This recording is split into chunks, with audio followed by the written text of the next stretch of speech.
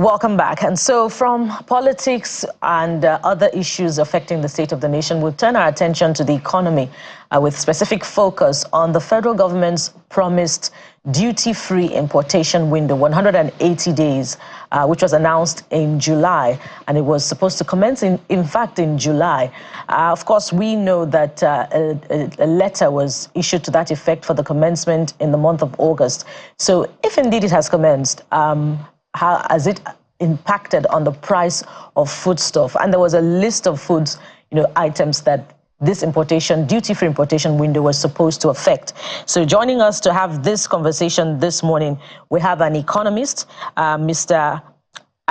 Adegboyega Adebaju. He's also a structured finance advisor. He joins us via Zoom from Abuja. Good morning and welcome, Mr. Adebaju. We'll also be having later on Chief Ernest Elochukwu. He's the CEO, Nestello Group, Freight Forwarders and Customs Brokers. He's also the former National President, Association of Nigerian Licensed Custom Agents. He's also going to be joining us virtually. But let's start with Mr. Adebaju.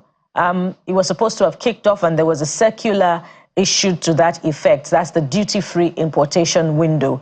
So perhaps we can assume that it kicked off.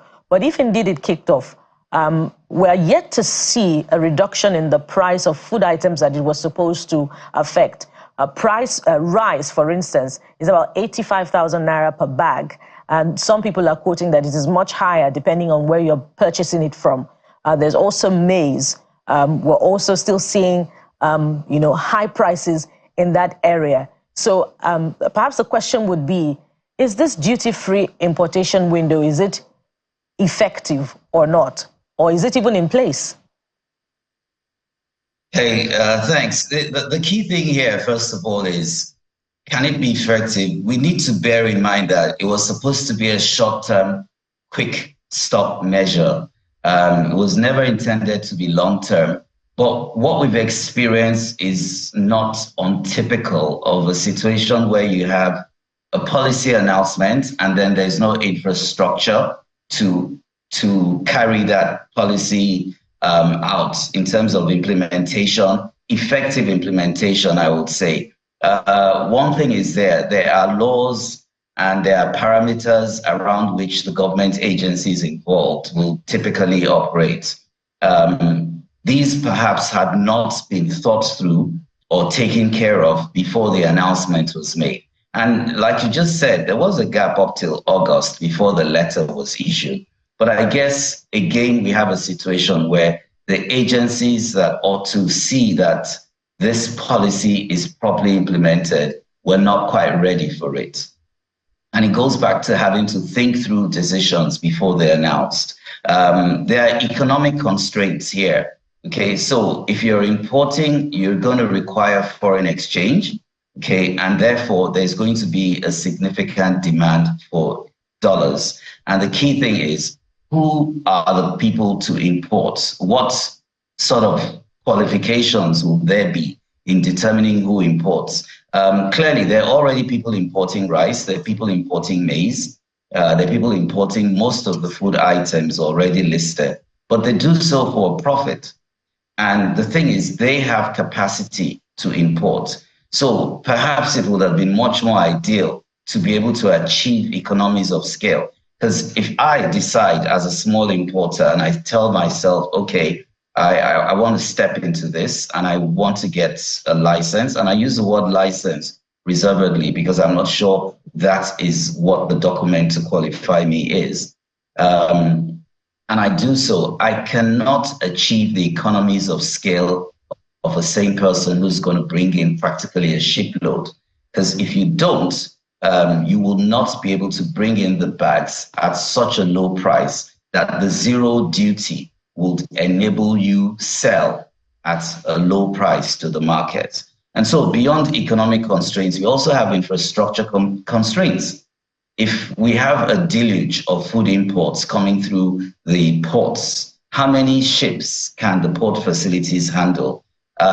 Transportation to other parts of the country, storage, warehousing, and these food items are prone to insects and deterioration. So it's a very difficult thing to implement, and it ought to have been thought through. And I use the word difficult, consciously, because once you plan and you have the right people in place to implement, then that difficulty can be overcome. And of course, you also need to think about the sources where you're importing from, because there are health concerns. What quality of rice is being imported? I mean, you don't want someone to step out there who doesn't know where to import rice and ends up importing rice that has been stored in a warehouse for such a long time. So that's the key thing. And I guess the government realizes now that who are the people eligible to bring in this? The government doesn't need to be the one to import. They need to find the right people. And that hadn't been done. I wouldn't be surprised if there's a kind of a deluge of people who want to take part in this process, perhaps for profit reasons. But yes, it will be quite a constraint to government to be able to determine who is eligible, who's not eligible, who can actually be allocated foreign exchange, get the right quality and quantity of rice, bring it into the country, and ensure distribution to the points where the people who need them can buy them at the affordable rates. Thanks. Okay, Mr. Adebayo, so that in case we missed it, I just need to be clear on a few things before I do some follow-up. I know that an announcement was made in July. In August, we saw some statements in terms of guidelines as to who, what, and all of that, and the categories that are involved in August. And this is October coming to an end. For those people who may have missed what you said, are you saying this whole thing has not started? I am not aware it has started, and that's true, because if it had, you would, of course, first of all, get a sense of the packaging in the market, because it shouldn't be mixed with those food items for which duty has been paid. And I'm yet to come across it. I'm yet to come across anyone who has. Fortunately, I have, in the past couple of months, been opportune to go around some parts of the country in the north, north central, and in the southwest, and I am yet to come across anyone amongst those who I engage with, including rice traders, that they have seen any of these zero duty import items. So beyond... I'm sorry, Bukola. It's really unfortunate to hear this, because this is, as I mentioned, this is October. We have barely 2 months, because it's supposed to be, as you rightly said, it's just a short-term measure to support the economy. It's supposed to end in December. So, and I know that certain conditions were put in place. I want to look at some. Said the minister has said that for importers applying for the duty waiver must have milling capacity and a verifiable backward integration program. Those were some of the exact words he used in perhaps the condition for those that will be beneficiaries of some of these things. Who was supposed to do the due diligence in the first place, and who is failing here? Because we must identify who is failing. And the reason I say this is that Nigerians are very upset. Things are terribly bad in the economy. And when we heard this, it's one of the things that people praise and say, let's see how much it will move the needle. But at least it's a good step that for about 6 months, zero duty on some of these things that are mentioned, rice, grain, sorghum, millet, maize, brown rice, by the way, Hawks brown rice, and all of that. And then this is 3 months down the line. We're not seeing anything. So who should we hold responsible here? Yeah, but let me take a rather awkward position on this. There's no doubt about it that everyone liked the policy. It sounded good to the ears. Okay. Now, if this policy is not implemented properly, you are going to have a lot of fingers pointing at government, shouting about the failure. We'll probably be here today talking about how such a good thing was messed up. And from a personal perspective, I would rather that proper time is taken to carry out this policy than to start it in a hurry and get the wrong people involved. It's a chain. It's a supply chain, and you need to have the right people. Now, again, from a personal perspective, I do not totally agree with all the qualifications in there, but I am not in the minds of the policymakers. And I'll share this. I've spoken with someone up north who mills rice, who grows rice, okay? And he's not interested. And so you've got to look at that again. Someone who's got a rice business, wouldn't he feel that zero duty import is going to affect his own business? So we need to be careful whenever there are short-term measures that may end up having long-term negative implications and how it will affect businesses. Again, I say what I said in the beginning. It probably came out of a very good intention to drop prices in the market, but the entire chain may not have been thought through in terms of implementation, in terms of infrastructure available to implement anything, the agencies concerned and how they will deal with it. And so we are still at a planning stage for this. And that is the reality of it. I wouldn't want to point fingers at the federal government yet, and both of us know that we would rather, okay, be certain of what we're doing and do it effectively than to start such a policy. And the next thing you know, if you recall the COVID period, the lockdown period, where we started discovering warehouses with bags that were marked for COVID and they were kept away, they weren't sold. There would always be profiteers, people waiting to take advantage of anything. And if what has delayed this is to make sure that profiteers do not get a role in all this, then that's absolutely fine. But the thing is, and I think that's more important, is the government actually working towards making this policy work to implement it? It's a 180-day period. Whenever it starts, the 180 days starts counting. Okay. And I do hope they're able to do that before December, because the demand for those items tends to be high at that time. All right. Beyond the challenges and, the inability of the ministry to interpret its policy, the more important question is who was supposed to do what to ensure that this was implemented. That's if it has not been implemented. But of course, you have said that from what we're seeing in the market, there's no sense that this duty-free importation window is happening. But let's get a sense of what is happening in the importation space from someone who should know. And Chief Ernest Elochukwu joins us. He's the CEO, Nestello Group, Freight Forwarders and Customs Brokers. He's also former president, Association of Nigerian Licensed Custom Agents. Thank you for joining us, Chief Elochukwu. And we've been talking with Mr. Adebajo, who is an economist, and he says emphatically that there's no sense that this is happening. But from where you stand, Mr. Elochukwu, there was that circular issued in August that the implementation was to commence, August the 4th to be precise. Was there a list of qualified importers to back it up, to back that circular up, that, okay, these are the verified list backed by the federal government to enjoy this duty-free importation window? Well, thank you very much for having me. First, I didn't hear a word of what the Economist said, so I don't even know how to collaborate or relate to what he has said.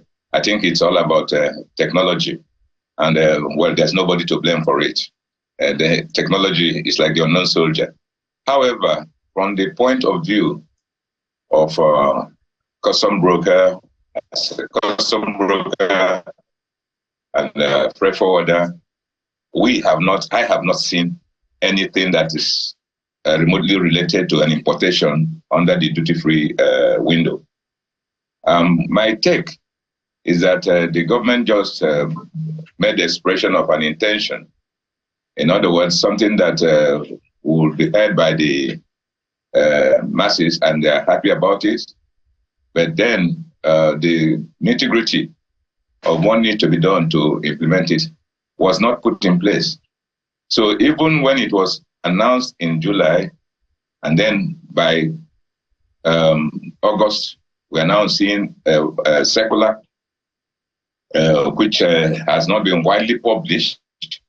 However, at the end of the day, I think that the right thing should have been to work out all this nitty-gritty, including who will be qualified and the procedures to get it to start off before making the announcement. Again, there is something about our system that is very awkward. We have the need to respond to the high prices of foodstuff. And so, for me, I think the right thing should have been this intervention should last within so time, because whatever that is being imported is to intervene on the almost a situation that is getting out of hand. And we don't have to start putting conditions on it. That is my own view. And I think that, the government knows better because they are seeing everything. But then, from experience, I think this has been the wrong approach. But Chief Elochukwu, if I may quickly follow up, if the Association of Licensed Custom Agents are the ones, predominantly that stand to benefit from this duty-free importation window. So if there had been a lull in the process prior to the issuance of the circular in August, or even after August, did the association make overtures to the Ministry of Finance to sort of see that the implementation gets off? Was there any effort made by the association to ensure that this happens?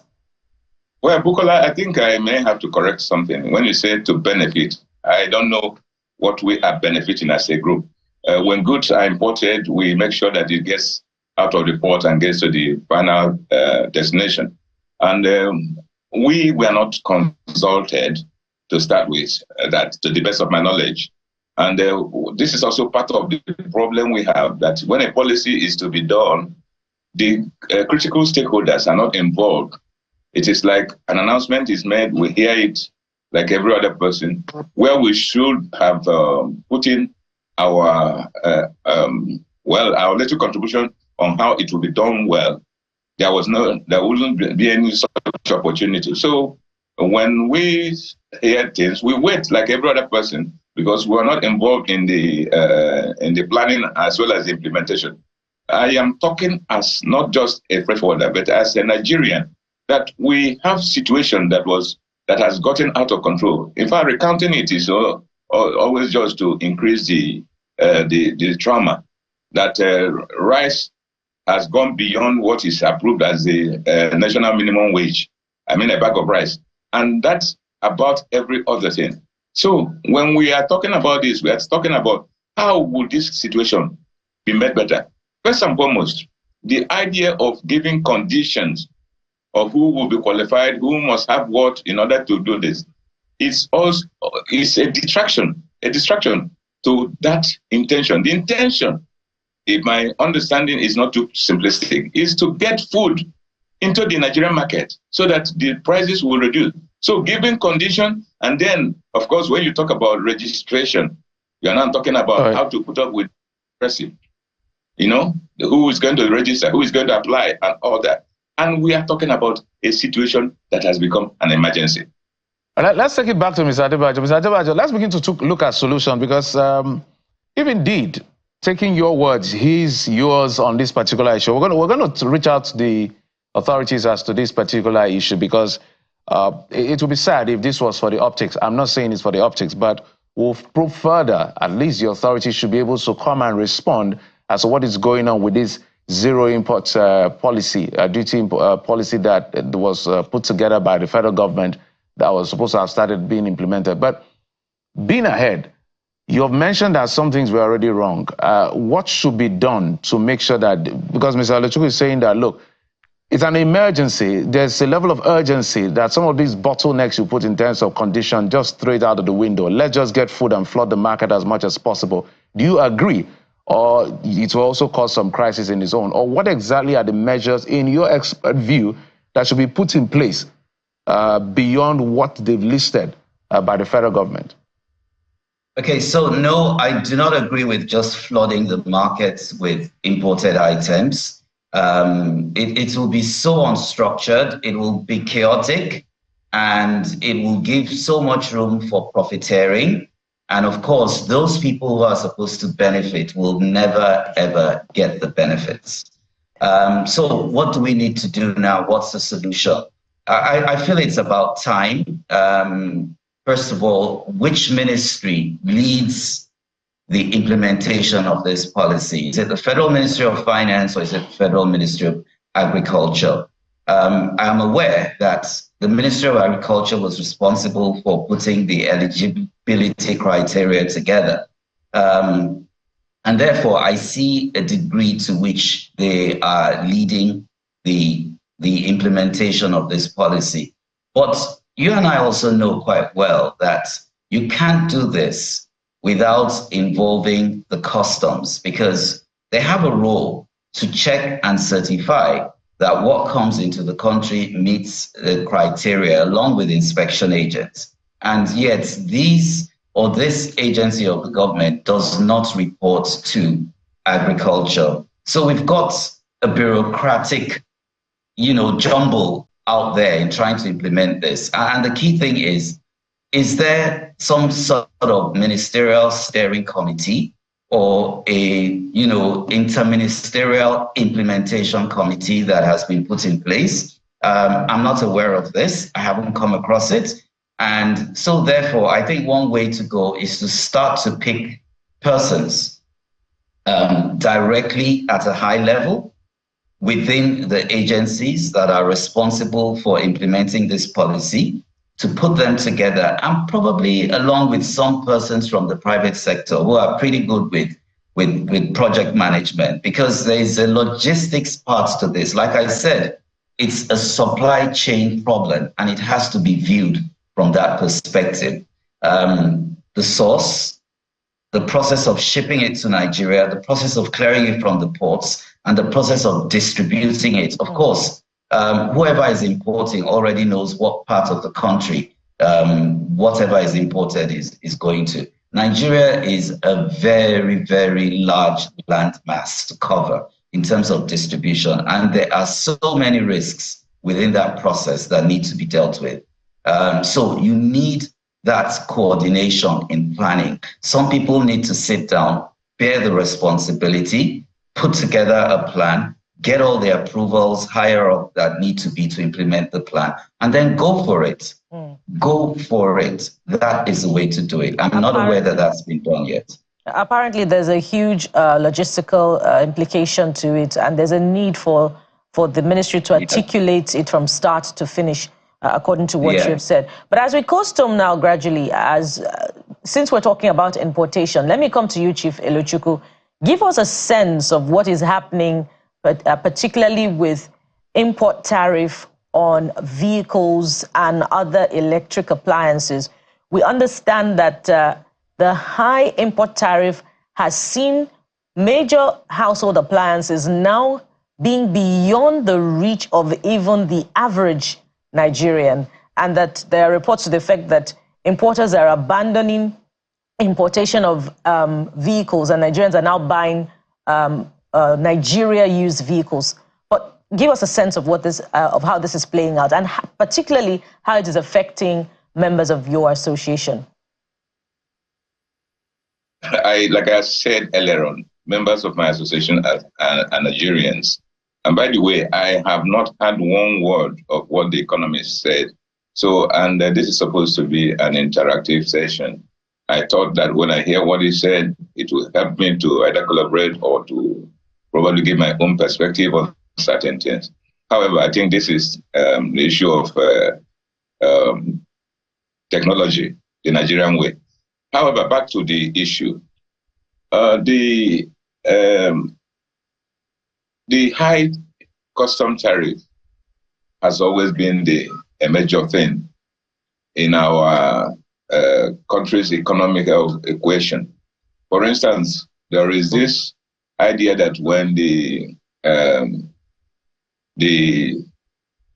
common economic tariff, CET, for ECOWAS was being figured out, that Nigeria opted for so many exemptions In other words, they wanted to collect the maximum in most of the areas, while the other countries of the community were going the moderate or even the minimal way.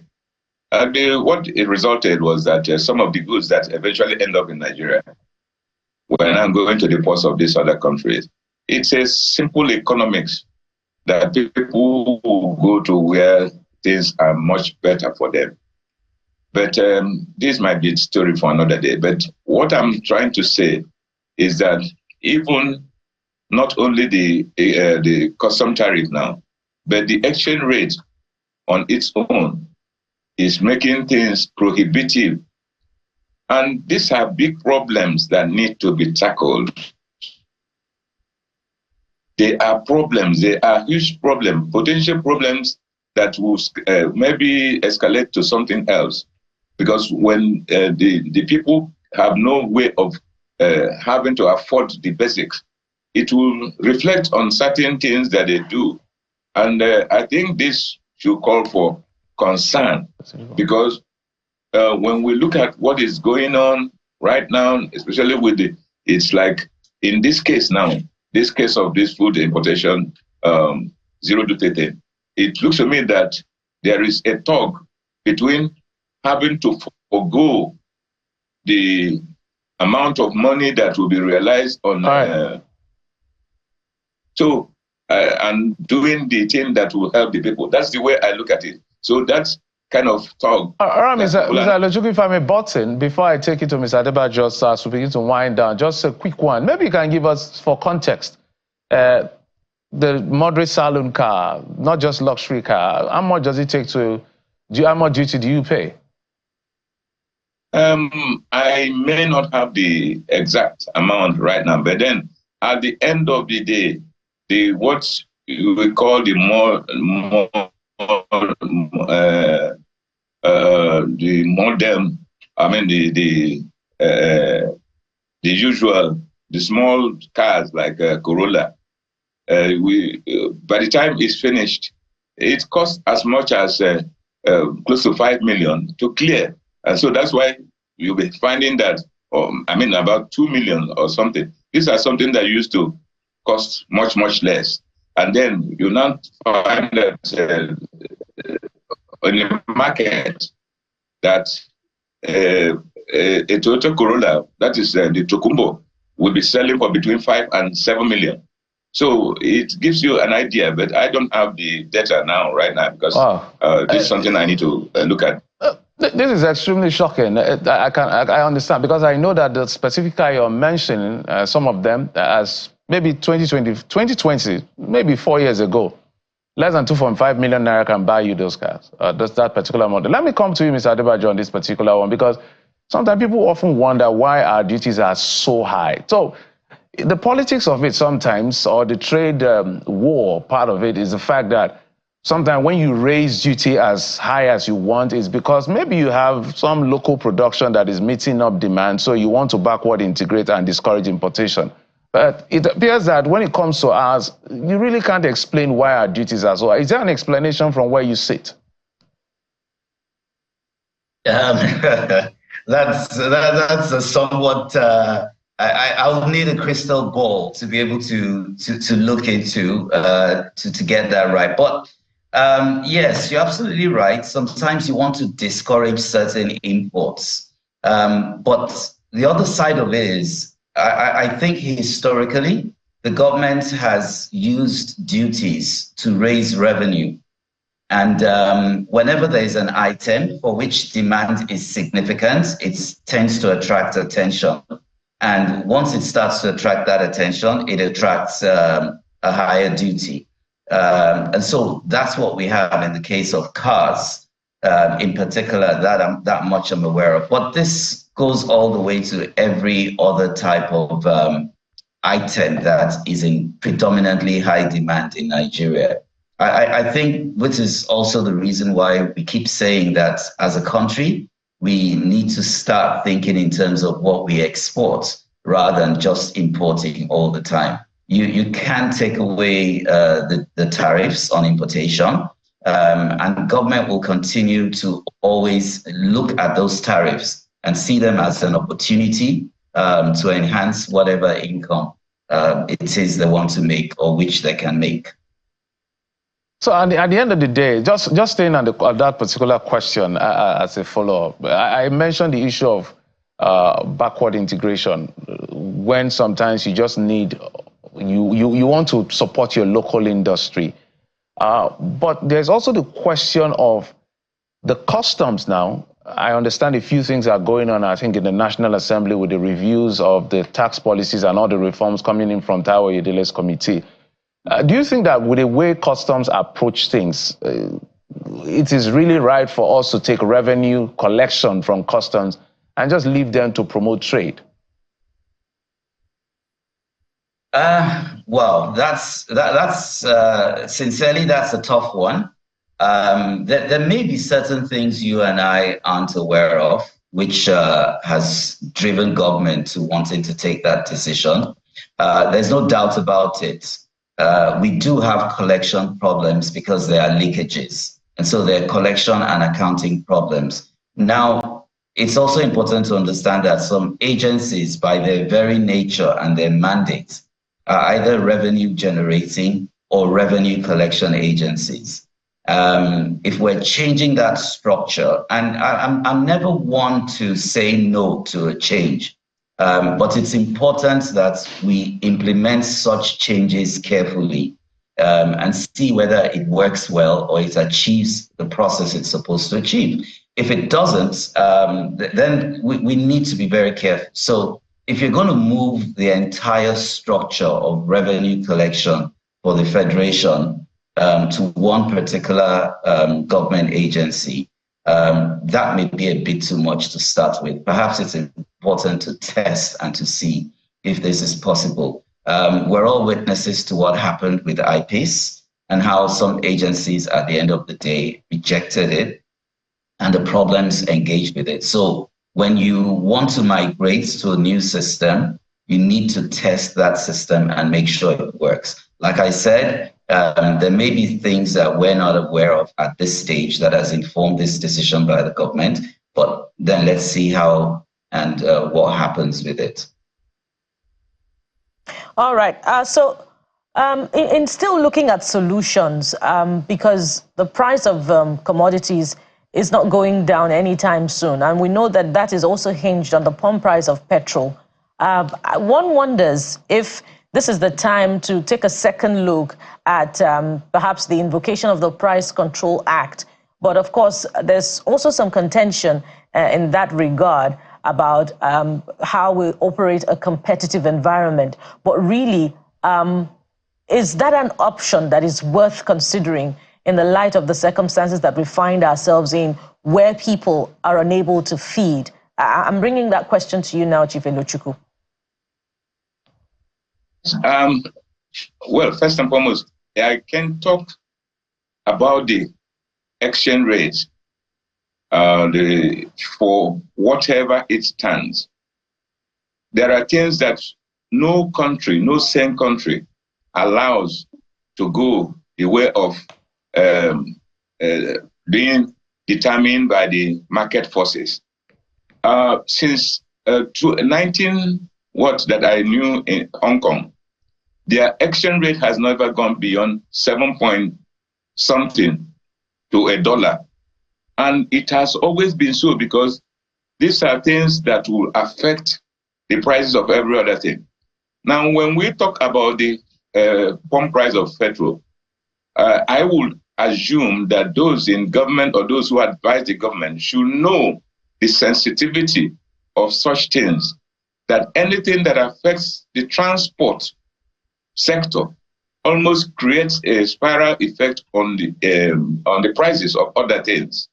And some of us cannot understand this whole thing about allowing the market forces determine certain things, because some people who had opposed the issue of subsidy, I, for one, have said that oil or crude is produced in Nigeria, and there is nothing that would be justifiable to say that Nigerians can't enjoy subsidy on petroleum products. I don't know that logic. However, the way it has gone really out of hand. And I think that the government should be able to do something, remove certain things from the market price, market force control, in order to create a stable society. Because when the population of those who can afford to live gets out of hand, it may not really augur well for the peace of the country. That is what I think. Something must be done. The issue, many things are shrouded in certain level of secrecy. For instance, we were told about the Dangote refinery, the products that comes there. We now have NNPC will determine the price and all that. So there's a whole lot of things that are not clear because too complicated. And we think that certain things should not be unnecessarily complicated. We should be thinking about how Nigerians will be comfortable, reasonably comfortable, so that we can build a nation. But if we are talking about controlled Nigerians, I don't think that's the right way to be. That's my own view, though. All right, Mr. Adebayo, let me bring some of the concerns raised, because the whole idea of zero import duties, because of where we are as a people, when those twin policy, they are quite brutal policy. The government admits that at the end of the day, that is affecting literally everything, especially the exchange rate. The argument of the government was that when they came in, things like defending the naira in the FX market was costing the government about 6 or 7 trillion. They had another 5-point-something trillion using for fuel or PMS subsidy. There's another 2 trillion, say, for electricity subsidy, and we had some backlog. So if you put it together, we had some 21 or so billion revenue forgone, and then the recklessness of the previous administration with ways and means that racked up our numbers. Base money supply was out of control, and we landed in this situation. So for us not to fall off the cliff, it's like we had to do this as quickly as possible. But the argument is always the fact that, did we think this through? Because it looks like we're overexposed. Given what is going on, do you think we should rethink the policy, Mr. Adebayo? Well, I'd say this. First of all, in some Asian countries, they've actually attempted a zero import duty program, and it has worked in some countries. And I think it's from that experience that we're able to come out and see what the problems will be if we do not implement it very well. I'd said one thing earlier about having a very strong interministerial committee directly involved with this. But again, we need to be able to consider more than anything else the long-term strategy. Is there a long-term strategy for food security? And then does this short-term program fit into the long-term policy? Do we stop it after 180 days? And then everybody says, oh, that was too short, we need to have it back. What exactly is the outcome expected from this program? And how will that fit into something else that's longer term for the entire country and which everyone will benefit from? I'm not sure that has been thought through yet. So for me, it's time to rethink. The headline is okay, zero duty import, but we need to rethink how it will be implemented, who the players and actors along the supply chain will be, and how to effectively get them to understand what roles they will play. And more than anything else, the monitoring and evaluation of the program is key. We must know where it fails, if it's failing, and where it's successful, if it's successful. Mr. Adebayo, just 1 second, just to add to that, just maybe my question was the twin policy. PMS, floating the naira, people feeling that we're now overexposed. Should we rethink that as well, especially the FX market? It's pretty tough to go back on that. We've gone too far down the road. The best we can do is to adjust. PMS prices are where they are. And with the local refining capacity we have right now, I expect that there will be adjustments made, but we cannot get it back to the levels it was last year. The same thing with food prices as they were with costs of a lot of things. And we all know what's driving this. The exchange rate is where it is. I had hoped that there would be some degree of targeting for the exchange rate, and that target would be somewhere lower than where we have it now. But unfortunately, that's not the case. And we're starting to adjust to living at 1,500 Naira minimum to $1 environment. We will start to make plans to adjust. It's going to be tough. Some of us were pretty much around when the second-tier foreign exchange market started. And it was crazy for the Naira to go up from 4 Naira to 12 Naira, you know, but then adjustments were made. I think those things are here to stay. I don't like the toughness, but, you know, I have to adjust. Thanks. Yeah, pardon me, we're fast running out of time. Let me bring this to you now, Chief Elochukwu, for your final words. But in giving us your final words, I'd like you to also respond to that concern about high import tariff and the dissonance with, you know, the evidently absent backward integration at home. But perhaps you could also give us your own perspective. Do you see any support, you know, for local industries? Either it's the manufacturing of, you know, electric appliances, or even local assembling of vehicle plants, you know, to back up for, to make up for the high import tariff that we see in that space? Well, I think, well, if I want to say it the way I see it, the fact that all through history there has been collections, even taxes, based on what is supposed to develop the local vehicle manufacturing. But then we haven't seen any such thing because we don't even know how those resources were applied. But then as to what is happening right now, there is a question that was asked whether there is need for tweaking on the all this other area. And I will say that there is a need, and very urgent need. Mm-hmm. The pragmatism of any venture is always about the plan B. In other words, that there is something that is to be done. Yes, it's conceived. But then there should also be a thought that what if this one that is doesn't, what do we do? So the plan B appears to be missing in all that the government is doing or has been doing. That's and we hope that gives them, you know, serious food for thought today. I would like to thank you very much, gentlemen, for your time on the program. We've been speaking with Mr. Adegboyega Adebajo, economist and structured finance advisor. Also joining us today for this subject is Chief Ernest Elochukwu, who is the CEO, Nestello Group, Freight Forwarders, and also former National President, Association of Nigeria Licensed Customs. Thank you so much, gentlemen, for coming on the program. And we must apologize for not bringing you the last leg of our conversation, which is an update on minimum wage implementation. We'll try to return it sometime during the week. But this is where we anchor at this point. But thank you so much for joining us on the show today. We'll be back again tomorrow. I am Bukola Koka. Thank you for your company. I'm Jeffrey Ozama. Bye-bye.